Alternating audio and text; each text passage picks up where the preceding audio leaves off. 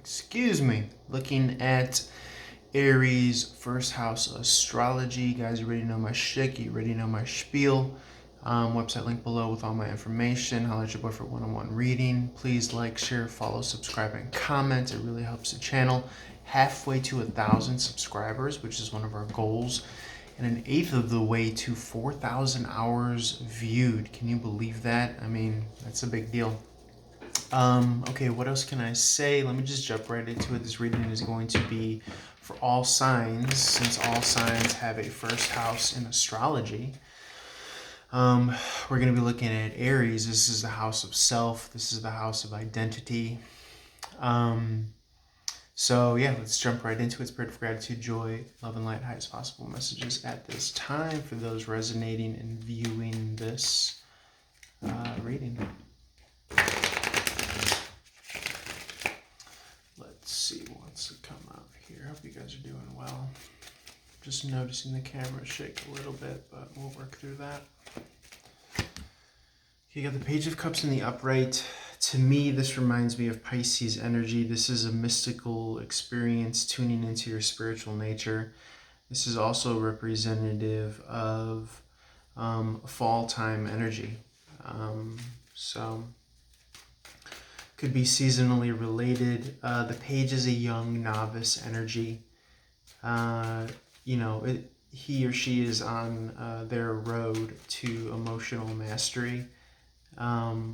Partly, having to do with that mystical experience. This is as Rambling Mike would call in the tarot community. He's on the old fish phone here. So he's in commune with, some sort of mystical experience, the other side. To me, where I'm at in my understanding of all things spiritual is kind of that Buddhist kind of removed observer, a la the high priestess energy, where the spirituality aspect comes from the understanding of who you really are. When you're able to practice not taking your thinking and feeling personally, then you can start to kind of be a witness to the emotional tendencies that ebb and flow, that come and go, and you don't necessarily have to log into them and interact with them. Sometimes we put fuel on the fire by feeding into the narrative. So to me, this is kind of starting that journey with the Page of Cups energy.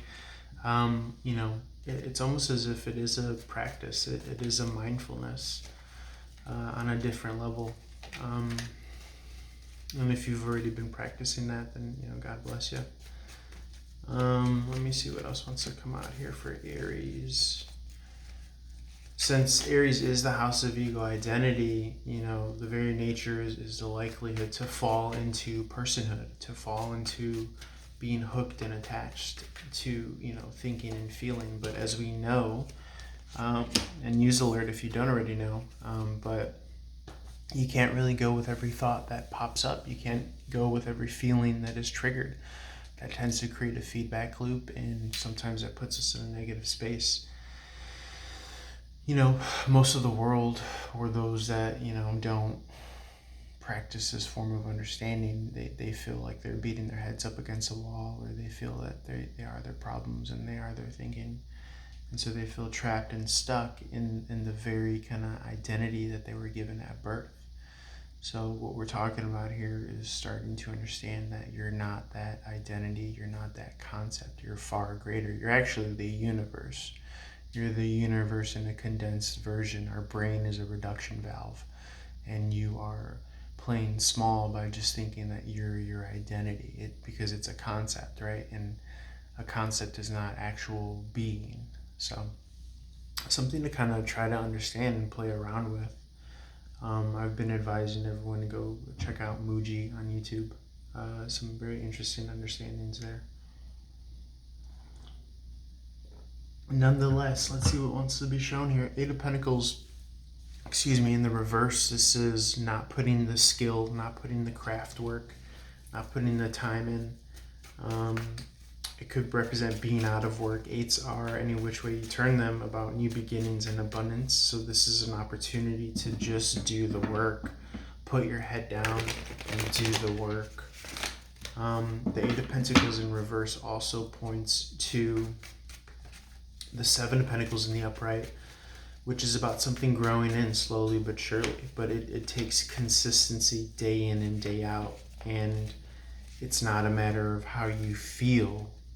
And I know that for some, hearing that sounds hard and rough, but actually it's quite liberating, because you're kind of retraining your tendency, your daily routine.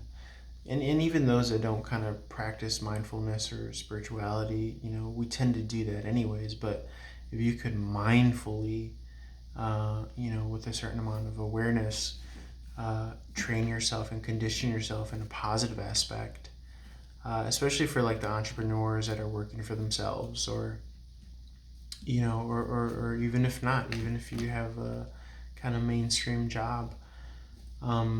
One kind of thing that I started to kind of look at differently is I do set reminders on my phone that speak to, I just put little messages like trust and confidence, or calm, surrender, or fun and happy, like just little, like almost like mantras, potential mantras that I could use for certain times of the day. So, and your brain could start to acclimate to those tendencies, just like it does passively when you aren't training it and conditioning it. So your brain might, from 3 to 6 go into some worry state where it drops into a frequency of worry. But if you're kind of on the ball, you could kind of segue that and turn that into a kind of peaceful practice, a time for meditation, or a time for a mantra. What else can I say here? What else wants to come out here? And so it's a conditioning yourself for your tendencies.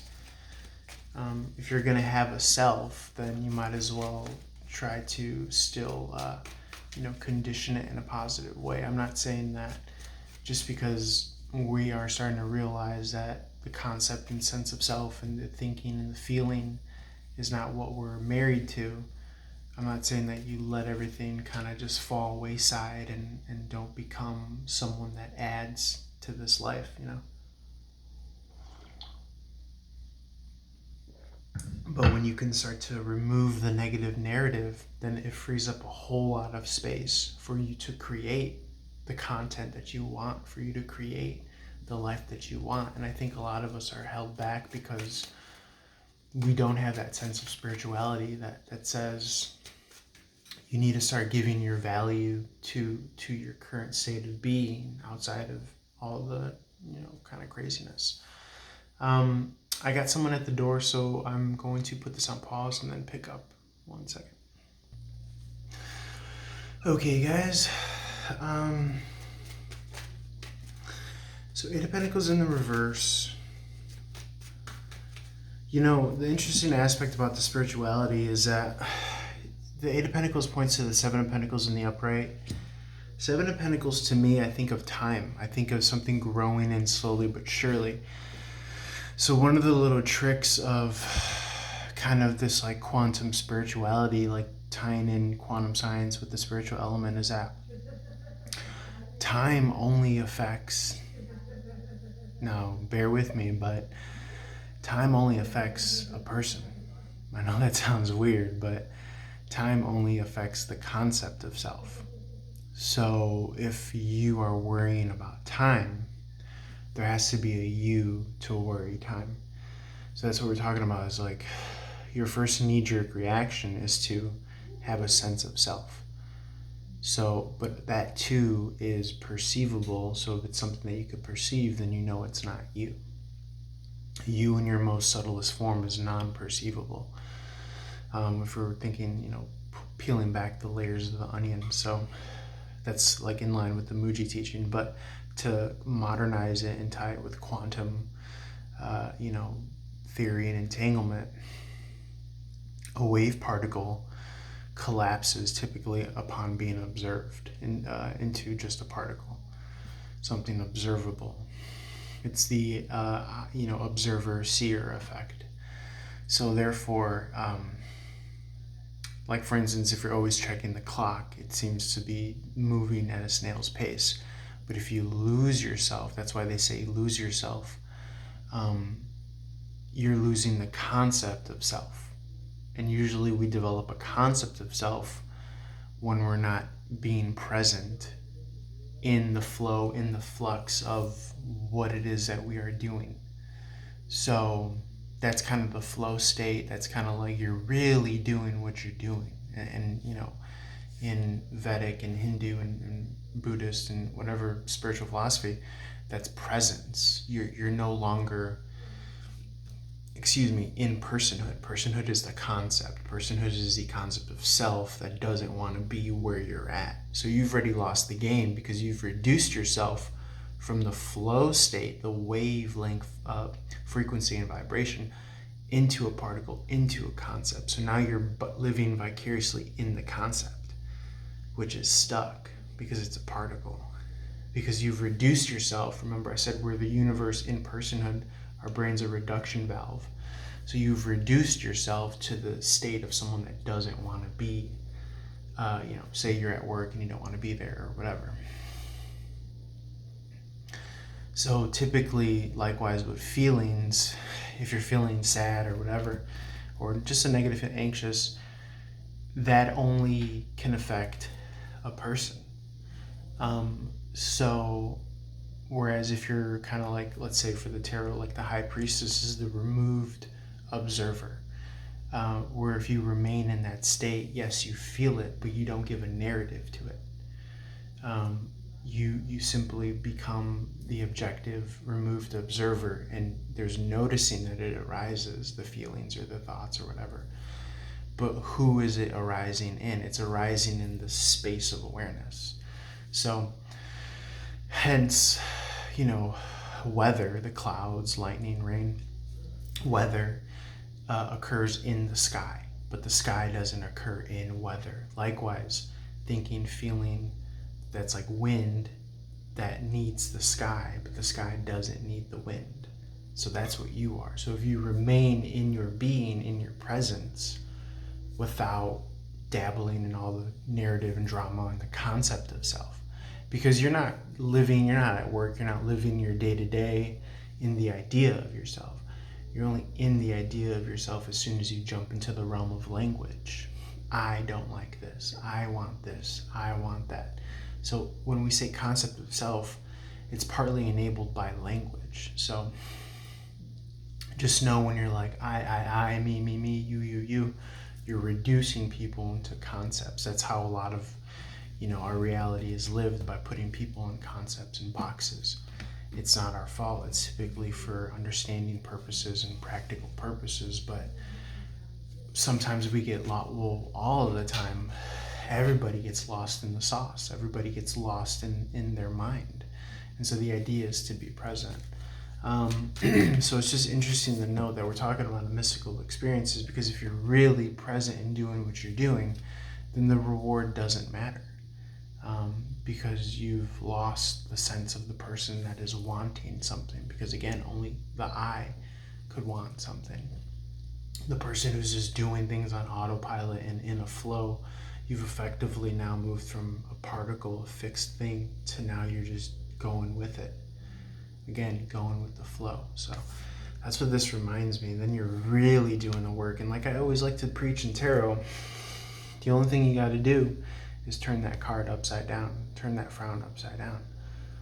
And you effectively kind of get the essence of what this card is trying to teach you, is what it's meaning to notify you of.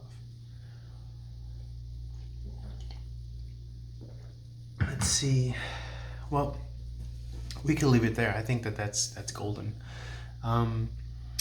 But let's see what else. I am going to leave it there. Leave a comment below, like, share, follow, subscribe if you dig this material. Let me know what other content you would like to see. Reach out for a one-on-one reading.